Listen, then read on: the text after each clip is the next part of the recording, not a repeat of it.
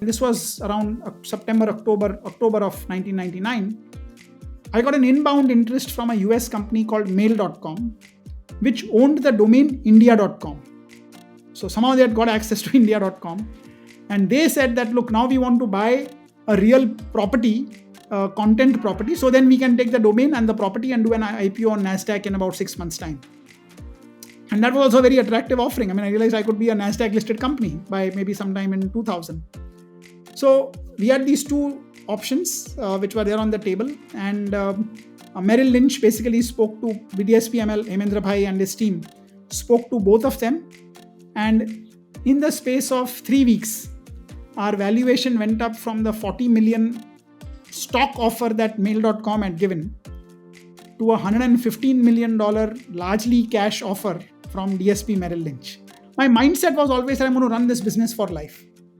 And then Hemendra Bhai at that time made a statement to me, which I think is something which every entrepreneur should remember. More important than knowing when to enter a business is knowing when to exit a business. Dear listeners, this is your host Siddharth Ahluwalia, founder of 100x Entrepreneur Podcast, which I started with my wife Nancy. Before we begin, I would like to thank our sponsors, Prime Venture Partners. Prime is the first institutional investor in category-creating tech startups like MyGate, Dozy, Neo, and Planet Spark. Prime is now investing out of his fourth fund, which is more than $100 million. Today, I have with me Amit Somani, Managing Partner, Prime Ventures. Amit, how does Prime help the portfolio post-investment? Thank you, Siddharth. So at Prime, all of the three partners, Sanjay, Shripati, and myself, have been in the trenches. We were operators and entrepreneurs before we were VCs. So we work with the founders in many different ways, largely depending on the company and their needs. So we can help them with product, with brainstorming about business strategy, about go-to-market, about partnerships, etc. All the way to really sort of helping get the company both to product market fit and perhaps even find escape velocity to grow beyond that. Last but not the least, we help the company prepare and get access to subsequent rounds of financing. So listeners, let's dive straight into this week's podcast. Today, I have with me Rajesh Jain, founder and MD, Netcore. Rajesh is also India's first website creator who sold his news business to Sifi for $115 million in the first .com acquisition back in 1999 in India. In this episode, we'll discuss Rajesh's journey and the insights, ideas he has got over 3 decades of his career as an entrepreneur and what founders can learn from his journey. Welcome, Rajesh, to the podcast. Hello, Siddharth. Glad to be with you. Rajesh, you did your master's from Columbia University. You tried many businesses, nothing worked. Then you decided to return to India. It was during this process that an idea that would later become $115 million came to you. Tell us about this journey, right? All the failures during this time. Sure, Siddharth. So I finished my ID Bombay and then I went to the US like many others for further studies. But when I went, my father told me something which I could not, of course, forget. He said, finish your master's in 9 months, work for 2 years, and then come back to India. He had done the same in the mid 60s. So he saw no reason for me to hang around any more time after that. And that's exactly what I did. I came back to India in May 1992. And for the first 2.5 years, a lot of initiatives that I tried actually didn't work. I created, along with my co-founder, Sanjay Jain at that time, we created a multimedia database. We built an image processing solution. We tried some enterprise software solutions, but none of these actually got any traction. And then uh, mid to late 94, I realized that whatever we had created had to die. It's only when you close some doors can you then start opening new doors. Things were not working. I thought of myself as God's gift to India, IIT, US education coming back, and my dreams sort of lay in tatters because nothing was working. But at that time, I was also reading a lot about the internet. My father had used to always subscribe to some of the best publications, and foreign international publications, magazines, and we used to get them at home. This was, of course, the pre-internet world. So you had to get the physical copies. And I started reading about the internet. There was sort of some discussion in the summer and late 1994. And then what I decided was that, look, I'll go and spend a couple of months in the US and try and figure out what to do next, because the current business really had to die. And once I went there, uh, I started speaking to a few people, friends. You experience the internet firsthand. So I got this dial-up um, pack which connected me to the internet, and it was an amazing experience. You could sit in one place and experience basically content, web pages, news sites from many different places, just sitting on your computer. And that sort of opened my eyes to what are the possibilities. Around that time, there was the book also published, Competing for the Future, by C.K. Prahlad and Gary Hamel. And as I read the book, I read it over 2 days, and somewhere, this whole idea of India World came into my mind as I was reading.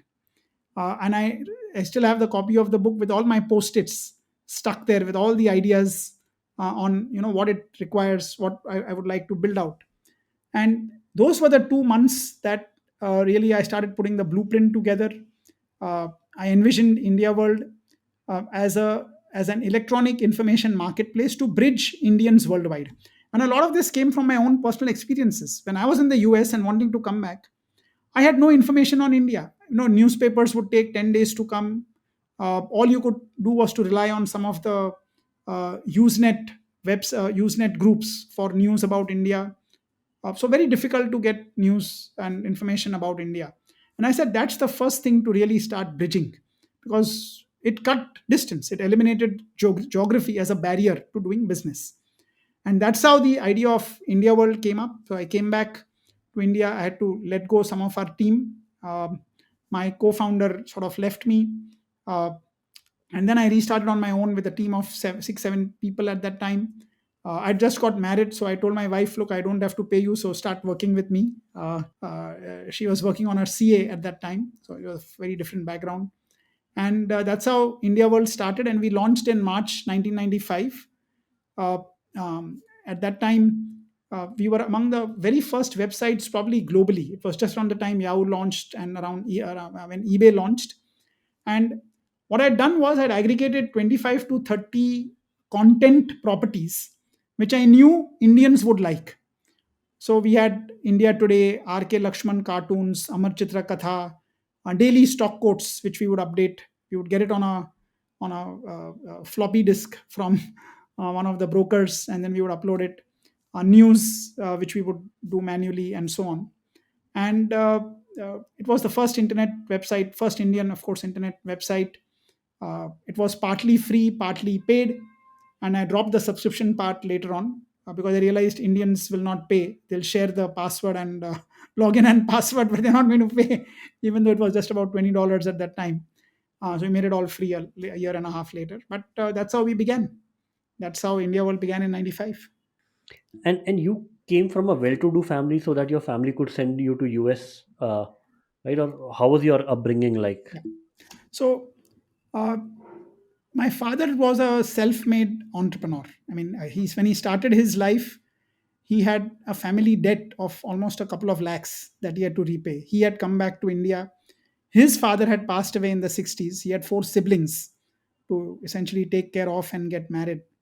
And I saw him firsthand as an entrepreneur.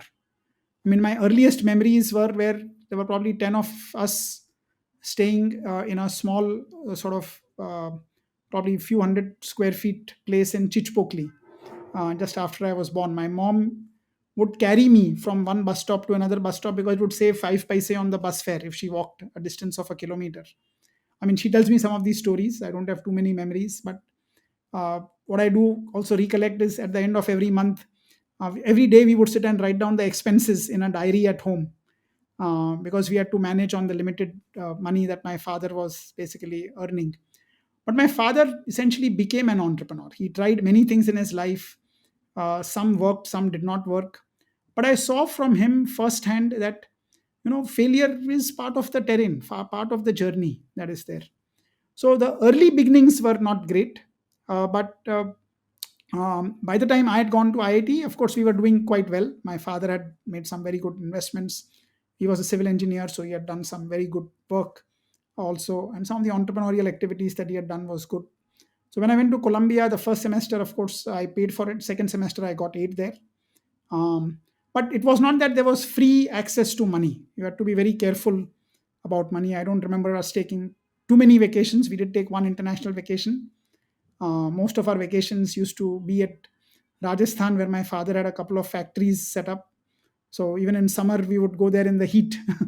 So sort of middle class, and then maybe upper middle class uh, uh, uh, startings. But what I learned from my father was entrepreneurship. I saw him firsthand, and he instilled in me that you should work for yourself. It does not matter whether you succeed or fail, but you should work for yourself. And that was the clear sort of message I took away from him. So even though I've failed a lot in the first few years and subsequently also, but I realized that this is part of the journey. It's not everything will work out in life, but that should not stop you from trying out new ideas and embarking on new adventures.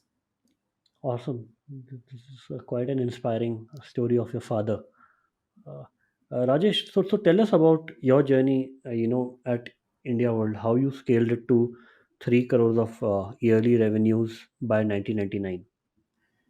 So when I started, we had limited amounts of capital available because obviously I had burnt up a lot of my savings from the US in the first 2.5 years that things did not work out. So when I started, I realized that we would have to generate some revenues fairly quickly. Luckily for us, in the first year, some monies came in from the subscriptions, which helped keep the US server, etc., going, covered some of the basic costs. But also, we started doing website development. So we started building websites for companies. So of course, I had to go and sell the idea of a website, why businesses needed a presence on the internet. No one else was doing that in India.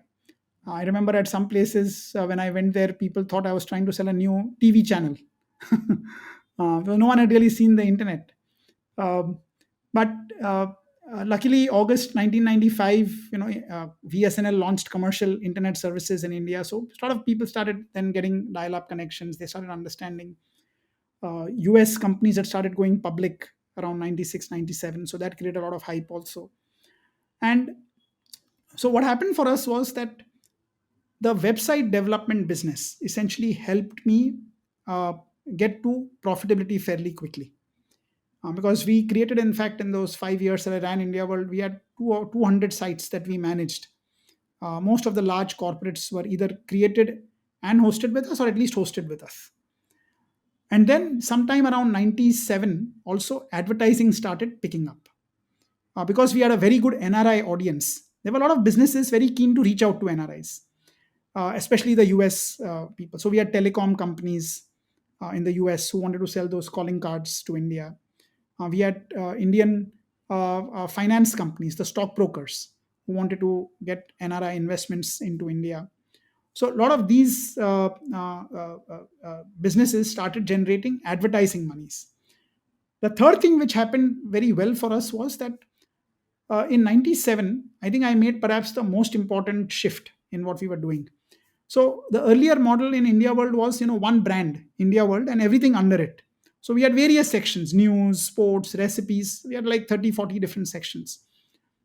And then my wife and me were on a trip to Rajasthan. We used to go to a temple every year. And I remember we were driving back from Nakoda Ji in Rajasthan to Jodhpur. And on the way, we started thinking that, while these names are good, can we somehow, this idea came of Indian names, because people had to go to the extra click. Like if I wanted to access the cricket section on India World, I have to come to indiaworld.com and then click on and go to cricket. Uh, and so then we came up on that trip. I remember we came up with like some 25 names, Samachar, Coach, Khel, Bawarchi. So all the verticals which were doing well, we said let's create an Indian name for it, dhan.com for finance. We registered those, and then we started spinning out each of this with its own identity. So we launched coach.com as an Indian search engine as opposed to Yahoo, where you would get global results. Khel.com for cricket coverage, live ball by ball coverage. Again, what's not there earlier. Cricinfo was was doing it at the same time, but we have sort of Indianized it a lot in terms of the statistics that we had at that time and so on. Bawarchi, which had all the recipes, Indian recipes, one new recipe a day. And most important, the best site which really worked for us was samachar.com. So I realized that unlike, say, Rediff and others who had launched, who had a whole bunch of editors internally, whom they paid for, writing the news and so on, I said, I don't want to do that. So we used technology to solve the problem. So we wrote a crawler. It took about, one of my software engineers took about a week to write a crawler where we crawled maybe 40 to 50 Indian sites which had already had an internet presence at that time, news sites and magazine sites. And we picked up the top headlines from all of them and put them all on a single page. So Samachar was just one page with 100 links, or more. Every 5 items per publication, updated every 30 minutes. And that became the start page for most Indians outside of India. It was bookmarked. They'd come to the office and then go to samachar.com morning before they went. And that was really the big engine for growth for us, because now I had to sing one property which became the magnet, and from there now I could get them to my other properties. It got advertising going. It also got website development business going, because now I could bundle the website development with advertising on my properties. So it started creating a good profits path to us. And because we were profitable, I could also be very choosy in talking to investors. We had a lot of inbound interest also. We never managed to raise money until I sold, of course, but I could afford to say no to investors. I would tell them the valuation upfront, and basically, if they said no, then to the next person, I would actually increase that number, not decrease it. So the profits really ensured that I was under no pressure for doing silly things or getting in investors who would basically take up a lot of my time at that time. I could just focus on customers, advertisers. I would have the conversations, of course, with investors.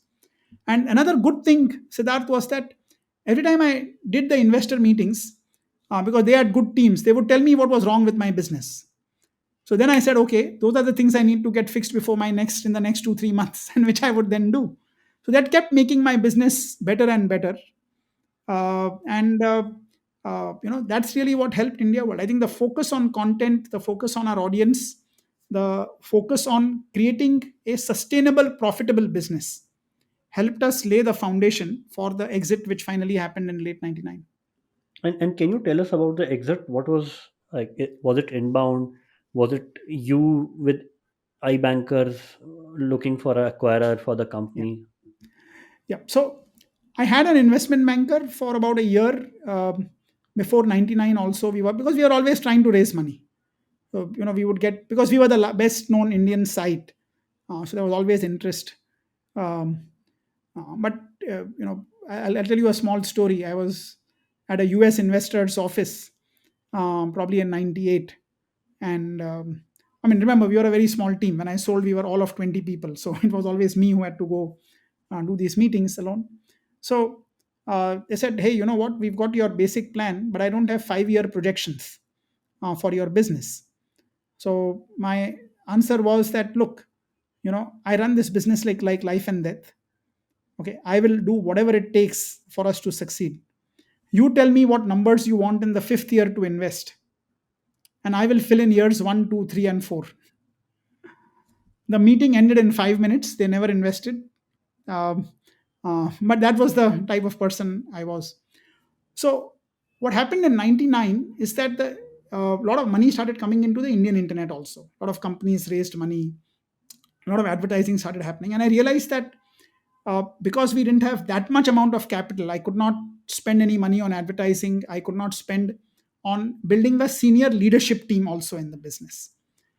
So I was I had hired at that time Merrill Lynch, DSP Merrill Lynch, for raising capital.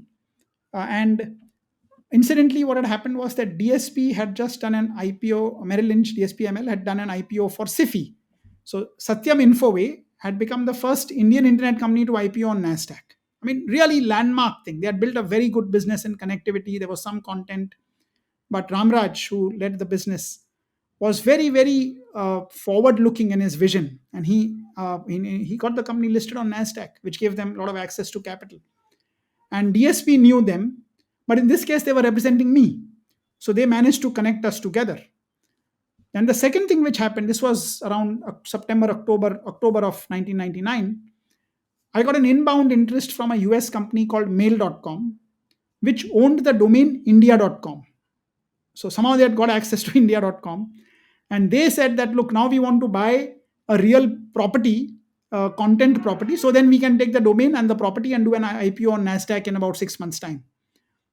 And that was also a very attractive offering. I mean, I realized I could be a NASDAQ listed company by maybe sometime in 2000. So we had these two options which were there on the table. And Merrill Lynch basically spoke to BDSPML, Hemendra Bhai and his team, spoke to both of them.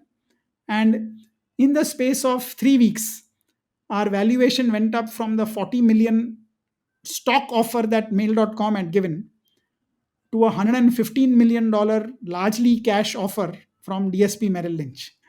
So it is amazing. I mean, those 3 weeks, you see the price sort of, or the value of your business going up every day. And I was still hesitant on selling the business, to be frank, essentially because this is something you've built. My wife and I had worked 5 years, sort of pretty much no vacations, because one of us had to be around. So and I was had to travel a lot internationally also for conferences plus for potential investor meetings. And um, uh, uh, that period really was quite astonishing because I always wanted to think of a build to last company. I mean, I didn't have that phrase in mind at that time, but something, my mindset was always that I'm going to run this business for life. And then Hemendra Bhai at that time made a statement to me, which I think is something which every entrepreneur should remember. More important than knowing when to enter a business is knowing when to exit a business. He said, Rajesh, look, you are a creator, you have a lot of ideas. This kind of value that you are getting, you may not get easily for a long time. So, how much ever you love the business, don't get too emotionally attached to it. You are an entrepreneur, remember that. And that really persuaded me um, uh, to consider the offer very seriously. We also had a very good relationship with Ramraj at SIFI, Satyam Infoway, and but my idea was not to sell and exit, and send and go away. It was basically that I needed more help to build the business out bigger, and that was the reason for the sale in November '99. Of course, it was $115 million. Uh, uh, it was front page of everyone, 499 crores at that time. And that really opened people's eyes in India to the power and potential of the internet. And it was almost like 85% cash acquisition at that point in time. Yeah, it was initially set up as an all cash deal, but later, because the markets fell in 6 months, because the payments were in two phases, the markets fell. SIFI then paid me a small part of the about 10% of the amount later on in stock, SIFI stock. But you have to remember one thing: people look at the 115 million that they paid for IndiaWorld. Their stock, after the deal was announced that same night, went up by $700 million and kept rising on subsequent days, which enabled them to do a secondary offering, diluting very little, which then got them the additional money that they needed to pay us. It was an amazing deal for SIFI also at that time. Got it. And I think we have never seen such a time again like that, where especially in mergers and acquisitions, that a company were doing, let's say, less than $1 million of revenue gets acquired, an Indian company, for 100 plus $100 million. What do you think? What are the environmental factors contributing to that? And have you seen any such factors coming again together uh, in the Indian context in the last 23 years? Yeah, so that's so 1998, 99 was the peak of the dot com era. In fact, a couple of months after I did my deal was the landmark deal between Time Warner and America Online in February, I think, of 2000. So that was the period where everyone really believed that the internet would be the next big transformational thing in the world. Uh, so that was the era of peak internet really at that time. So capital was freely available. Um, a lot of businesses were getting started. They were growing very rapidly. No one worried about profits at that time at all. Uh, there was a lot of excitement that this is the sort of next big thing that's there in the world, and no one wanted to miss out on those opportunities. So in a way, the timing was very fortuitous for me. Had I waited 6 months, I think it would have probably been a very different story, because I think after March, April, the markets had started sliding down. And then we had the 2, 3 years of a very difficult time period which happened. But this always happens with any new technology. You have the sort of hype cycle, you have the big jump which happens, and then it sort of settles down to something more sensible and normal. And I remember sometime in the early 2000s, a Wharton professor, Jitendra Singh, telling me that, Rajesh, the real value creations happen from the second order and third order derivatives, really, which take place. So he said, what you're seeing on the internet is one thing, but the next generations which happen will create even greater value. And that is exactly what happened, because you look at Google, Facebook, etc. They all came out from after the 2000 period, after the sort of first internet era. I think in India, we are seeing something very similar play out in the last year and a half or so. That three things have really come together very well. There is because of Geo, we have now a large number of internet users available. Um, so that's, I think, and very cheap internet access. So you have now people are spending time on the internet.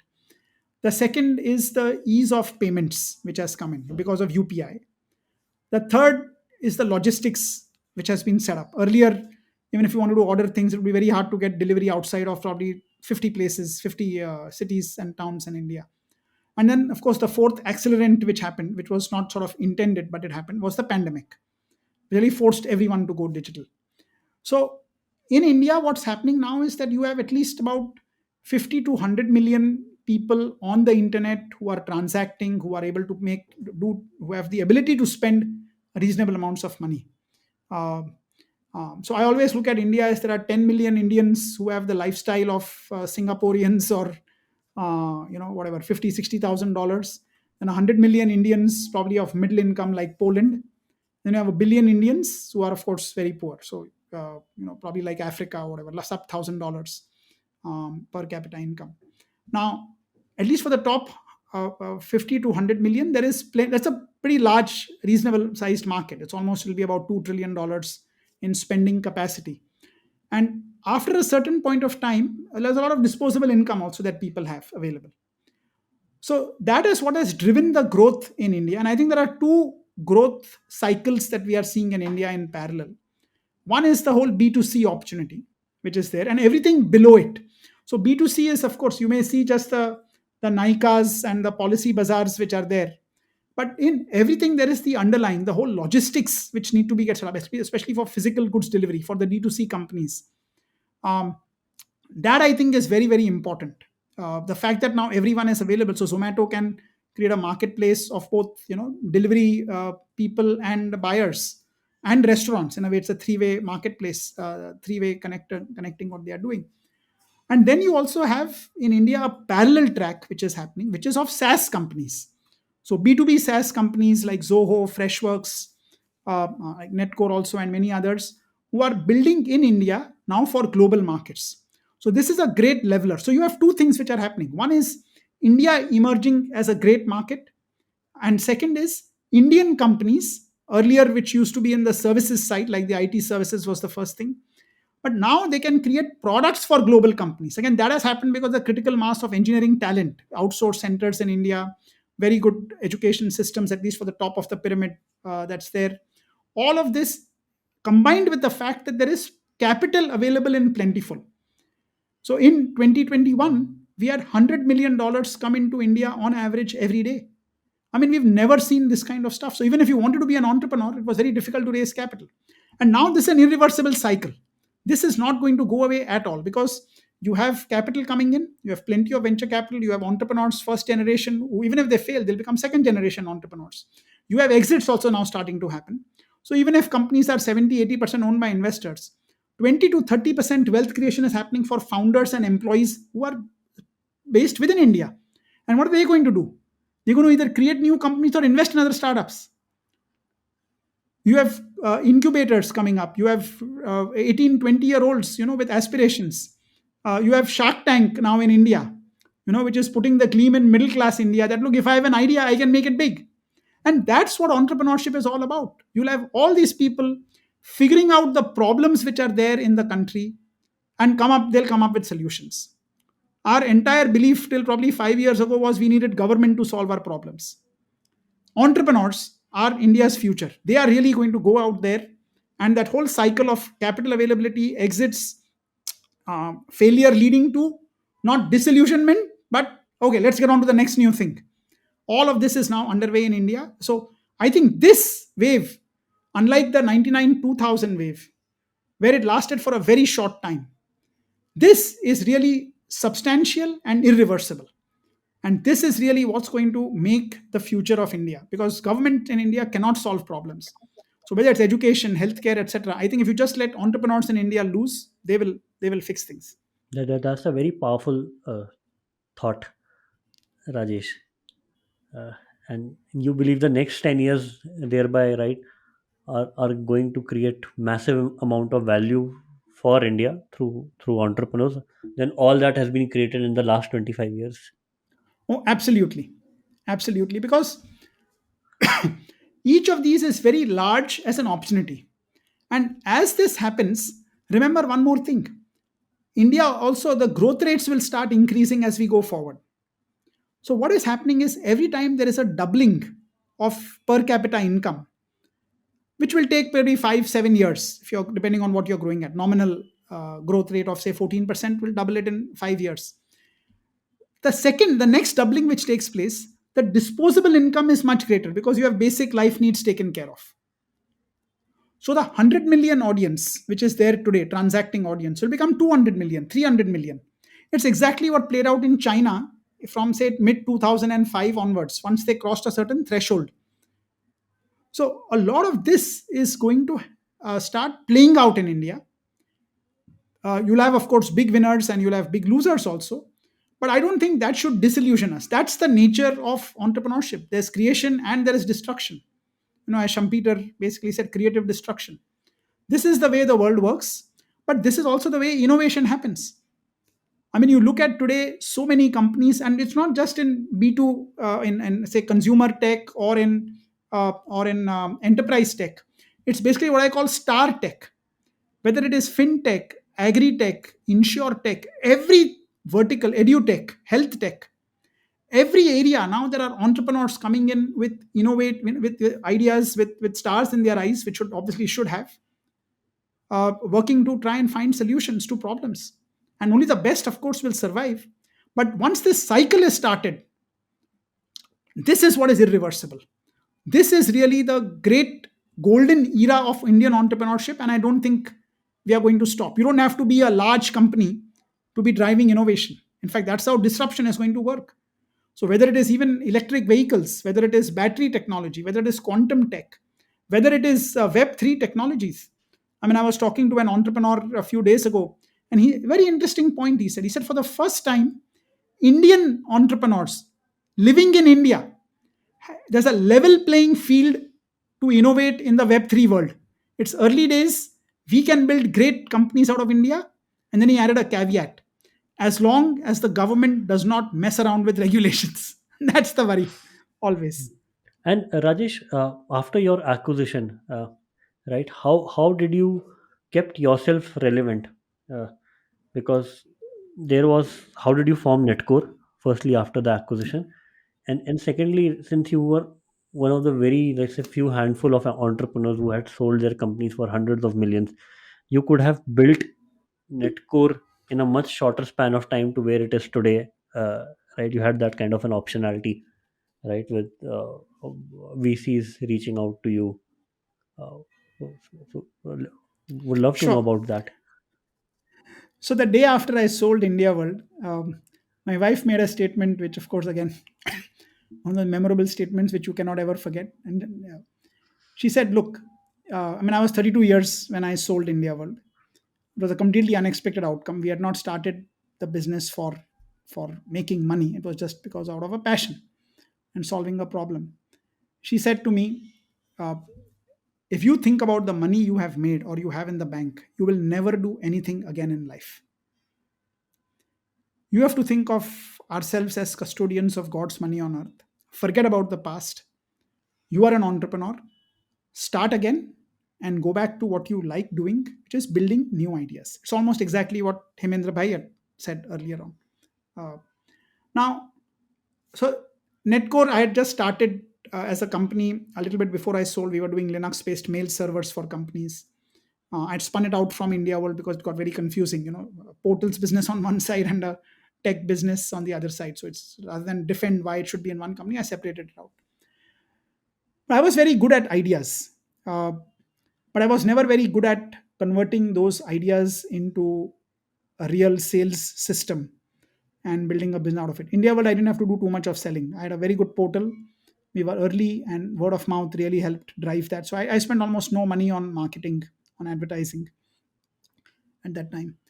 But here, there were a lot of ideas. I'd built India's of the world's first blog search engine and IMAP aggregator for RSS, and a lot of such ideas. Thin clients, for reducing the cost of computing.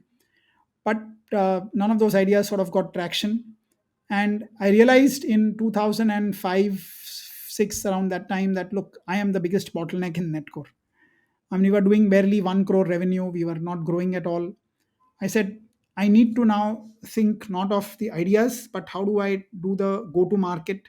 How do I convert them into real businesses? Just because I have some money which I can afford to spend does not mean I keep sort of trying out things and failing.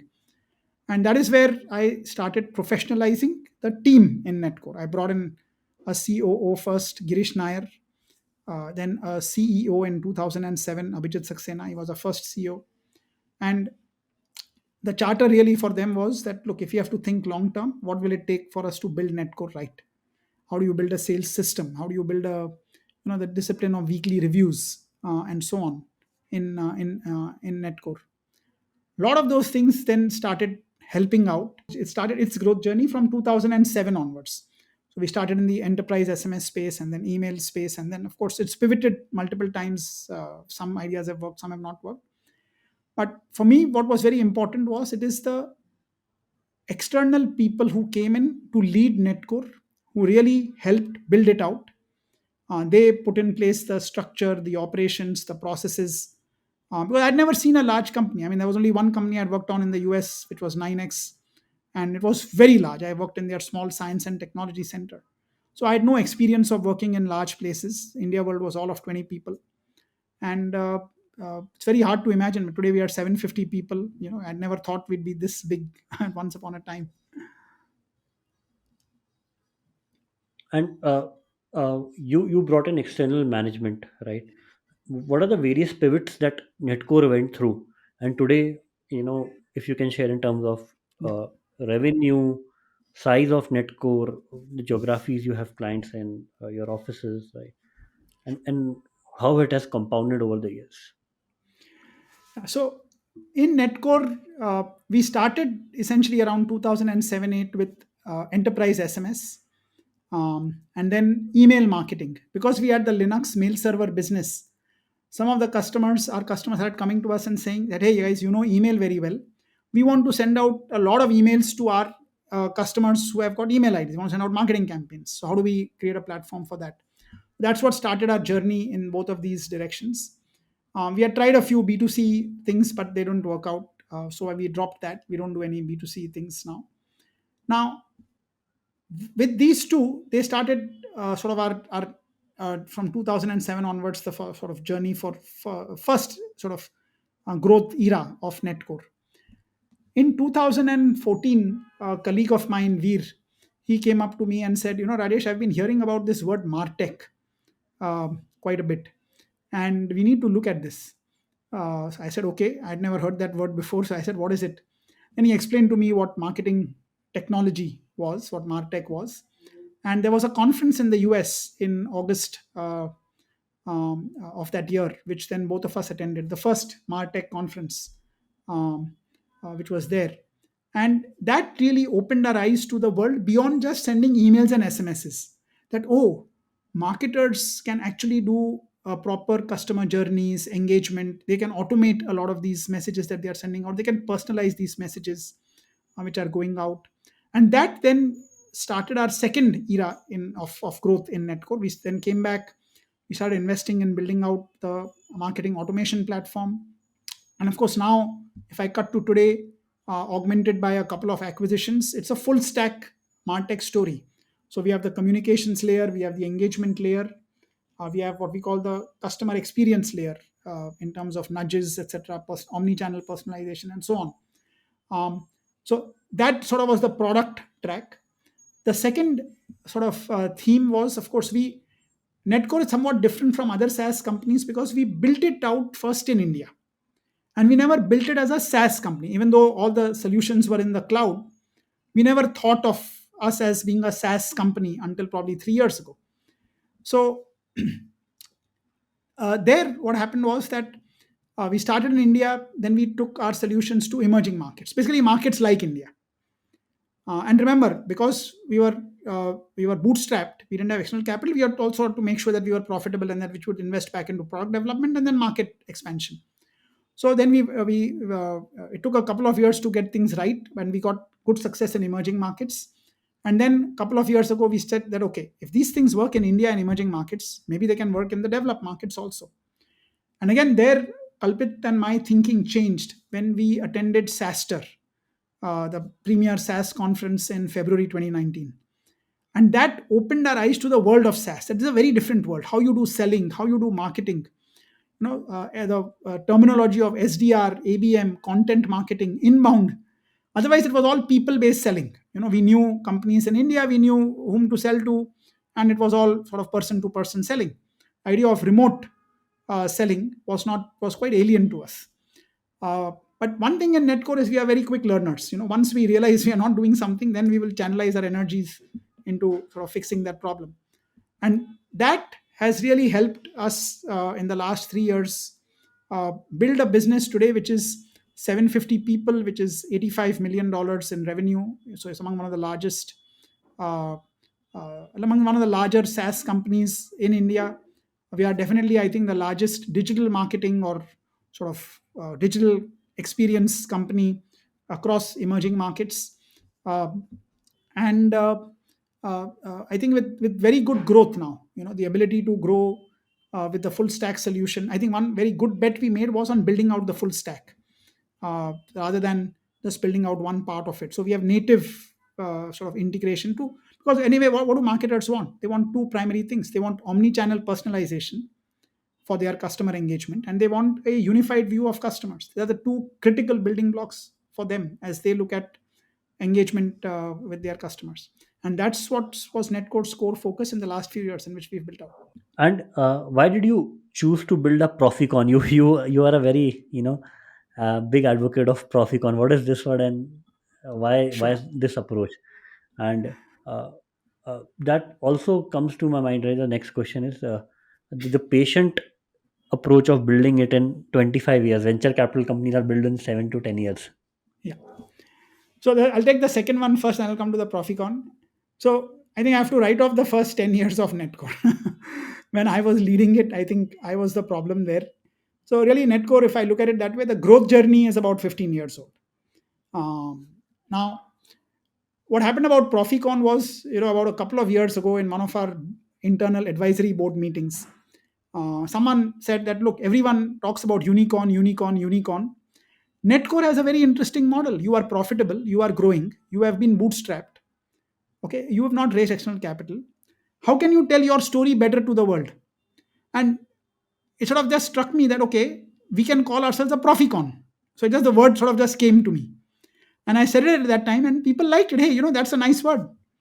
And then when I started talking about it to other people, I realized that that's one word which sticks to people. Unicorn, Proficorn, and I defined Proficorn as a company which is private, profitable, promoter bootstrapped, and highly valuable. Highly valuable, I would say, is at least say over $100 million, because you have a lot of private companies who are not sort of valued.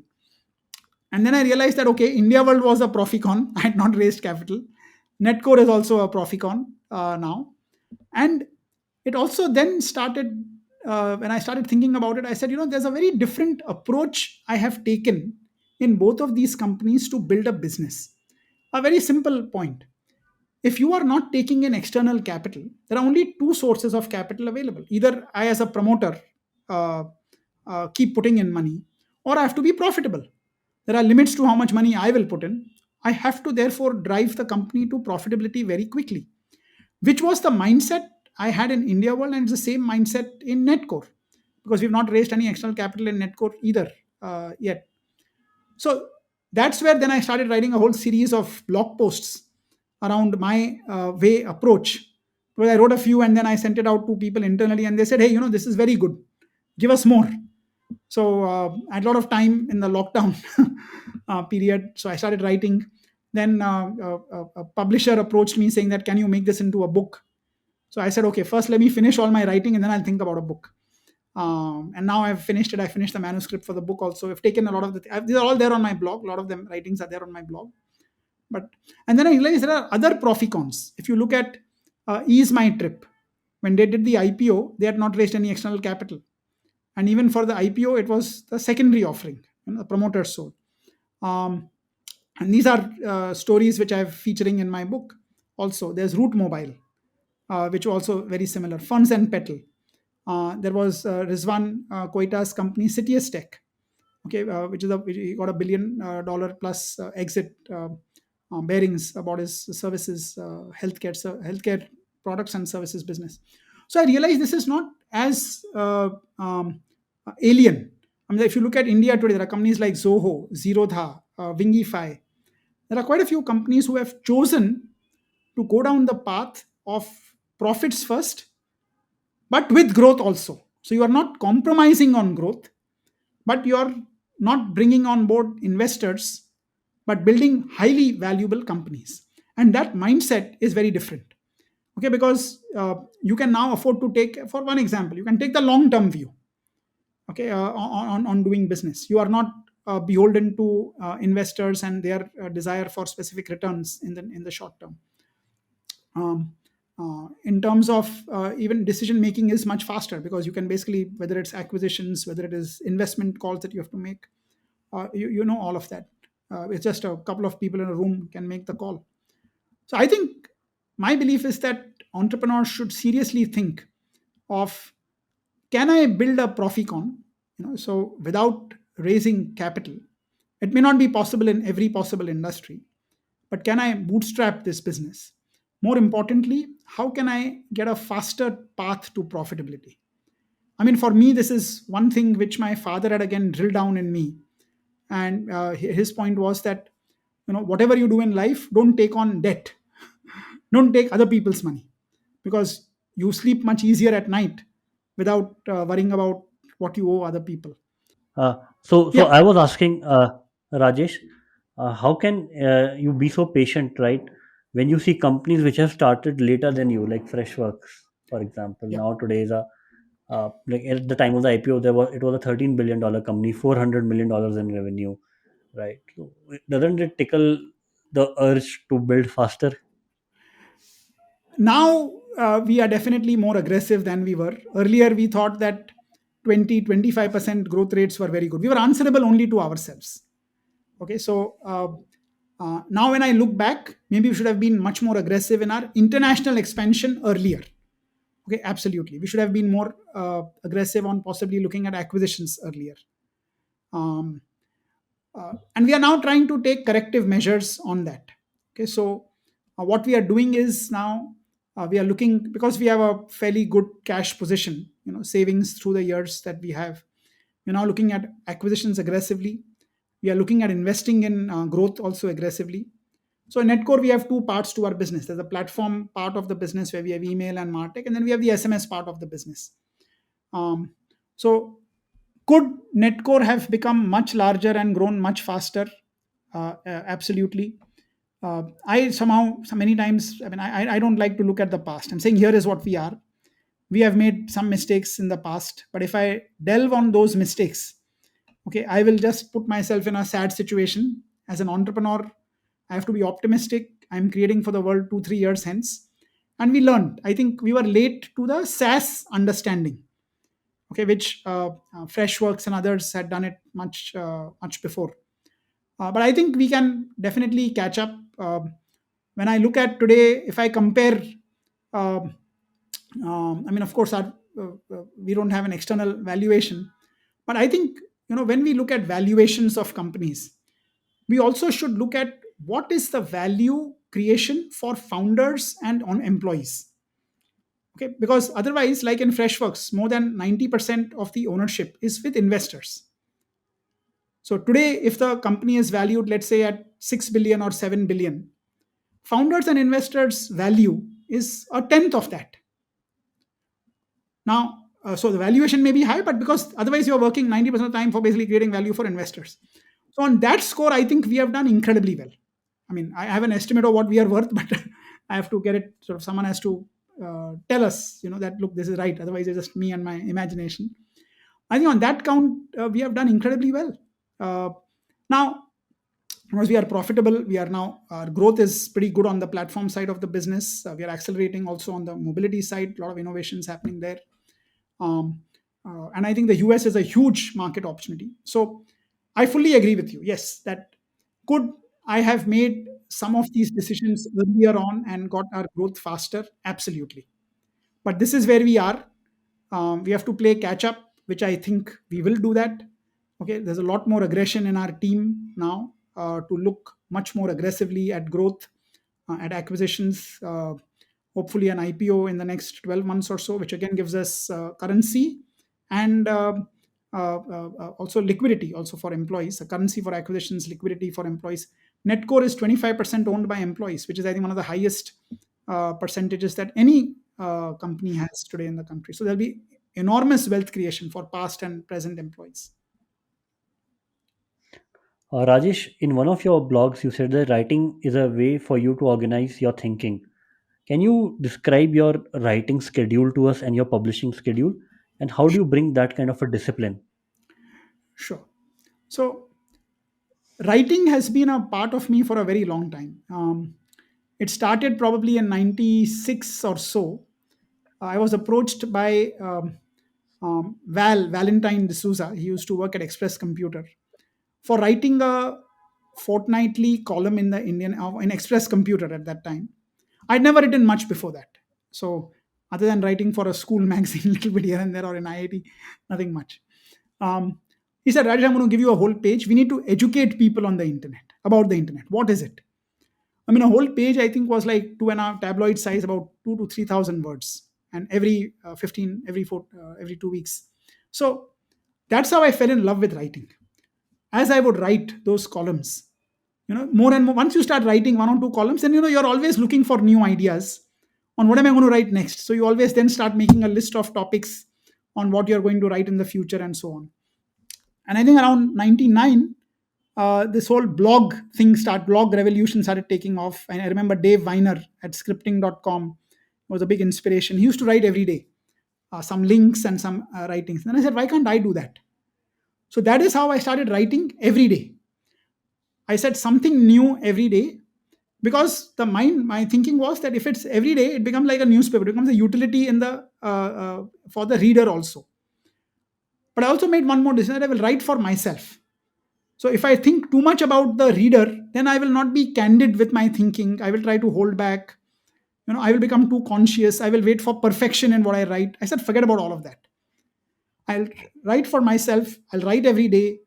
And that's how it started. So from 1999 till 2012, I wrote every day. Emergic.org was my first blog. It's still live. I mean, live in the sense it's there. Uh, and I loved it. But in 2012, I stopped because I was doing some work on the political side, which I did for almost 6.5 years. So at that time, I didn't want to write anything which would, I could not be candid about what I was doing, and I did not want to become a news item. I was working for Modi and the BJP at that time, and then I tried to create a movement for prosperity post 2014 elections. And then when the pandemic sort of started, I'd shut down my political work, the prosperity stuff that I was doing, and I was back to Netcore in early 2019 full time. And in 2020, April 1st, I decided to restart my blogging with the same basic principles that I will write every day. So that's how I do. It's now at rajeshjain.com, so eponymous with my name. There's a lot of stuff which is out there on my blog. And uh, so what I do is there's about 500 words of original, semi-original thinking every day. And I pick up a topic, I will break it up into 400, 500 word chunks as I write. I typically write on Saturdays and Sundays because then I get 3 to 4 hours of contiguous time in the morning, early morning. So there's no sort of, the mind is clear and they're the best time for me to write. Um, it takes me about half an hour to write one sort of post of for one day. And I cover three themes: marketing, entrepreneurship, and India. So there's always a list of at least 5 topics on each category that I have available for me to write on for the future. I write at sort of one go, and then I make sure I set up the WordPress publishing schedule. So there's one new post a day. Last year, I also added one more post in the evening. So this one goes out in the morning, this another one in the evening, from my reading, because I realized that if I'm writing, I also need to do a reading, need to do a lot of reading. They two go hand in hand. With the thinking, reading, and writing, it's a cycle. You need to do all of these three to come up with ideas. And I don't wait, like I said, for perfection. I'll write when I'm writing for myself, and then if better ideas come, I'll write more on that same theme. And that's how the ideas evolve over time. So then I started a section on my blog called Things from the Reading. So I post 3 interesting links every day on my blog. Because now, again, because it's every day, I need to make sure I have the discipline of constantly reading. Otherwise, it'll just me and lost in my own thoughts. And I found this to be the best thing. Ideas come when I'm writing, because then I talk to people. When I'm talking to people, I can send them links from what I've written on the blog. uh, and there are quite a few people who will find me because of some of the writings on my blog also, uh, which I think is very nice. I'm not very much of a social media person, so I have a very limited LinkedIn and Twitter presence, because I like to write these well thought, or at least I think it's well thought sort of posts. And I believe that I think every entrepreneur should write. It's not just the short, witty posts on Twitter or LinkedIn. I think it should be deep thinking about the future. How is it that your mental models are? I mean, open source your ideas, because when you give, you will get back 10 times more than you're giving. Okay, because now you want to reach out to someone, you want to talk to someone, you can actually send them links saying, hey, this is what I think. From there come the ideas for presentations and new ideas, and ideas build on themselves. So like when I write on a new theme, I have to also look at what other people have written, and I use it to also learn about new topics. Like I'm trying to learn about Web3 now. So what is the best way? Write a blog series on some of my ideas, intersecting with Web3. And I think it's what people don't do enough. I think the longish essays, I think, are what really move the thinking forward in a very big way. Thank you so much, Rajesh. I would have loved to continue, our podcast, and there's so much to explore in the, in your journey. But for our listeners, we have already at 50 minutes plus. It's been an incredible walking your journey, Rajesh. I was could almost imagine, being in your shoes through each phase of your life. Thank you so much. Thank you so much for being part of the podcast. Really appreciate you sharing Thank you everything very very much. candidly. Thank you very much, Siddharth. Great conversation. Thank you. Wonderful questions.